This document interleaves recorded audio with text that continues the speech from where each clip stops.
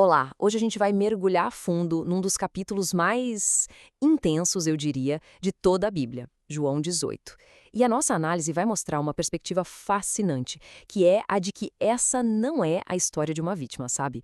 Pelo contrário, é uma história sobre sacrifício intencional, sobre controle soberano. Bora começar a desvendar isso? E a análise já começa com essa ideia que, à primeira vista, parece uma contradição. Como assim? A prisão, a humilhação, a morte são o começo de algo ao mesmo tempo sombrio e glorioso? É um paradoxo, né? E é exatamente essa tensão que vai preparar o terreno para tudo que a gente vai ver a seguir.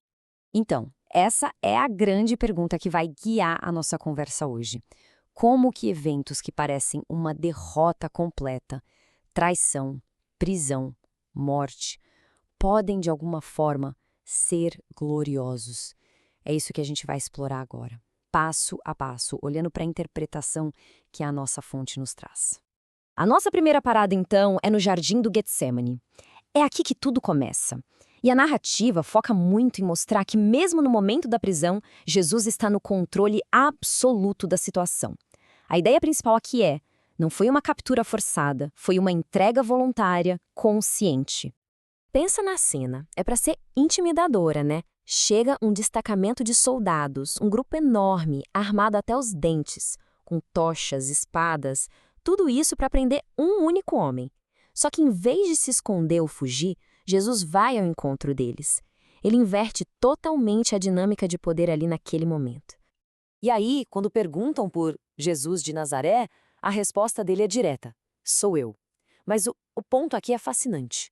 No original grego, essa expressão sou eu é ego eimi, que é exatamente a mesma usada na tradução grega do Antigo Testamento para eu sou o nome de Deus.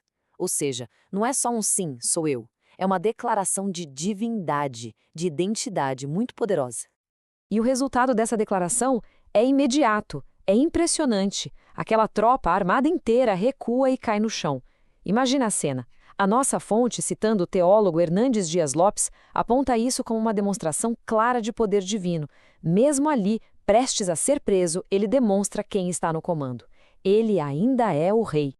E olha só que interessante, mesmo no meio de toda essa tensão, as prioridades de Jesus ficam muito claras. Primeira coisa, ele protege seus amigos, seus seguidores. Ele diz, deixem estes irem. Depois, ele repreende Pedro, que tentou reagir com violência, e fala sobre o cálice que o pai lhe deu. Isso mostra que a submissão dele ao plano era totalmente voluntária e que ele estava, de fato, no controle de cada detalhe. Ok, saindo do jardim, a gente entra na próxima fase da história. Jesus agora é levado para uma série de julgamentos, de interrogatórios, e é aqui que a narrativa constrói um contraste, nossa, impressionante. De um lado, a força do caráter de Jesus, do outro, a fragilidade de todas as pessoas ao redor dele. Esse contraste fica muito nítido. De um lado, a gente vê a firmeza, a dignidade, a verdade em Jesus. E do outro, a gente vê a fraqueza em Pedro, a hipocrisia nos líderes religiosos e, mais tarde, a covardia em Pilatos. Cada personagem que interage com ele acaba, de certa forma, revelando sua própria fragilidade em comparação. Vamos pegar o caso de Pedro, por exemplo. É chocante, né?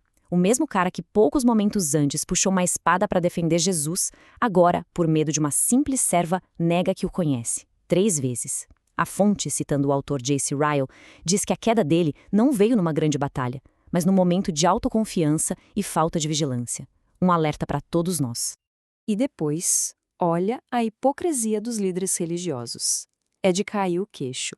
Eles estão ali tramando a morte de um homem inocente, mas se recusam a entrar no pátio do governador romano para não se contaminarem antes da Páscoa. É a definição de religiosidade vazia. A preocupação com o ritual externo era maior do que com a justiça e a vida humana. E tudo isso nos leva ao ponto alto desses julgamentos, o encontro cara a cara entre Jesus e o poder de Roma, na pessoa do governador Pôncio Pilatos. Aqui o confronto é direto, um embate entre 2 tipos completamente diferentes de poder, de autoridade.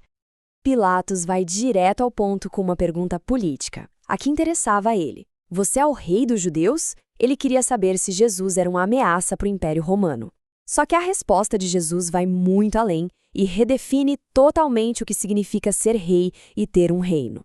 E a resposta é uma das frases mais famosas do Evangelho: o meu reino não é deste mundo. Com isso, ele deixa tudo claro. Veja bem, ele não nega que é rei, mas ele afirma que o reino dele funciona de outra forma, em outra esfera. Não é um reino político conquistado com espadas e exércitos. É um reino espiritual, que tem a verdade como seu fundamento. E ele continua definindo a sua missão de vida. Ele diz que nasceu e veio ao mundo para isso, para dar testemunho da verdade. O propósito dele não era uma revolução política, mas uma revelação. A identidade inteira dele gira em torno dessa palavra, verdade. E a reação de Pilatos é puro ceticismo. Ele joga a pergunta no ar. Que é a verdade? E o mais triste é que ele nem espera a resposta. Ele vira as costas e sai. A ironia trágica, segundo a análise da fonte, é que a verdade, encarnada, estava bem ali, na frente dele. E ele simplesmente não reconheceu. Bom, então vamos começar a amarrar todas essas pontas. Afinal, por que essa história de João 18 é tão importante? A conclusão da nossa fonte é que o que a gente vê aqui não é uma sequência de eventos trágicos e acidentais. É, na verdade, o desenrolar de um plano divino, soberano e totalmente deliberado. E onde a gente vê a evidência desse plano? No cumprimento de várias coisas que já tinham sido ditas antes. O fato dos discípulos serem protegidos, a negação de Pedro, que foi prevista, a declaração do Eu Sou, que remete lá ao Antigo Testamento, e até o método da morte, entregue aos gentios para ser crucificado. Tudo isso já tinha sido anunciado. As peças se encaixam. Então, o ponto central é exatamente este. O que parece ser a maior das derrotas é, na verdade, a maior vitória. É a maior demonstração de amor e de poder. É a imagem do bom pastor tão presente no Evangelho de João que voluntariamente dá a sua vida pelas suas ovelhas. E, pra gente hoje, qual a lição? Essa história nos força a olhar para dentro, né? Ela escancara a diferença entre uma religião só de fachada, de rituais vazios, e uma fé de verdade. E, claro, nos lembra da nossa própria fraqueza humana quando comparada com a firmeza e o propósito de Cristo. Isso nos leva à reflexão final. Aquela pergunta cínica de Pilatos, que é a verdade, no fundo, volta para nós. Se a verdade não for apenas uma ideia, um conceito filosófico, mas sim uma pessoa, e se essa pessoa se apresentasse diante de nós hoje, a gente a reconheceria? Fica aí essa pergunta para a gente pensar. Muito obrigada por acompanhar essa análise.